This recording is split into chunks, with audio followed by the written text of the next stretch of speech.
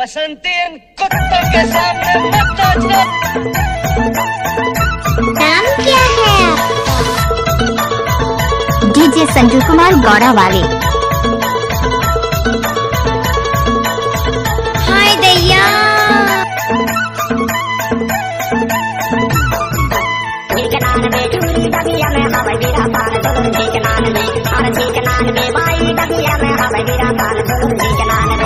बारी में बोया मूंगफली मूंगफली माँ दाना नहीं बिनाया डाल के जाना नहीं ठिकनान बेगा डबिया में हवा गिरा। हाय दैया। ठिकनान बे बाई डबिया में हवा गिरा पान झुलुर ठिकनान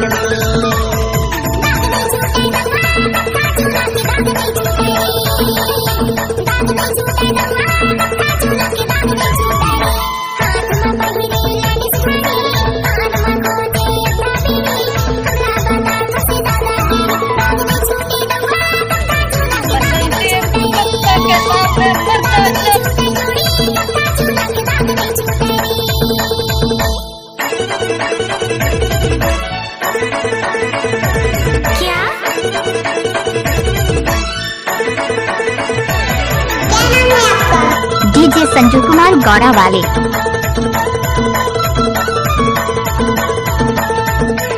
हाय दैया। कटनी के चूना उमरिया के पास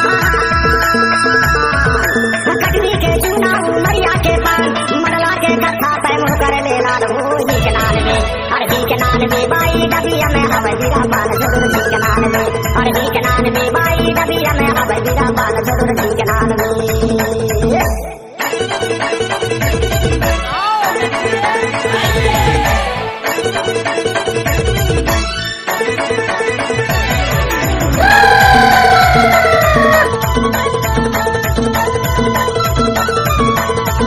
डीजे संजू कुमार गौड़ा वाले।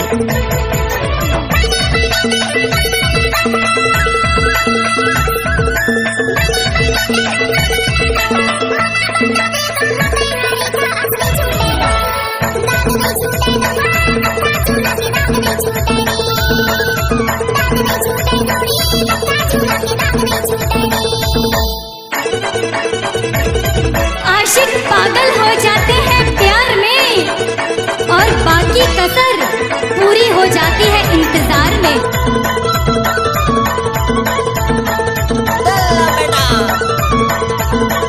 डीजे संजू कुमार गौड़ा वाले।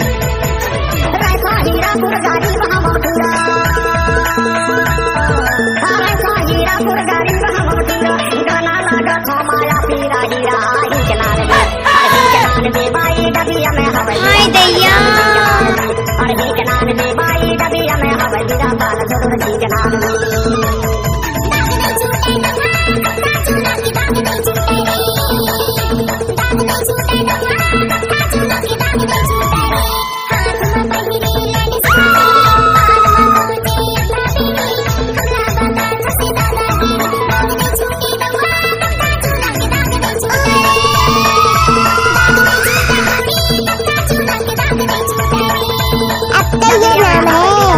डीजे संजू कुमार गौड़ा वाले।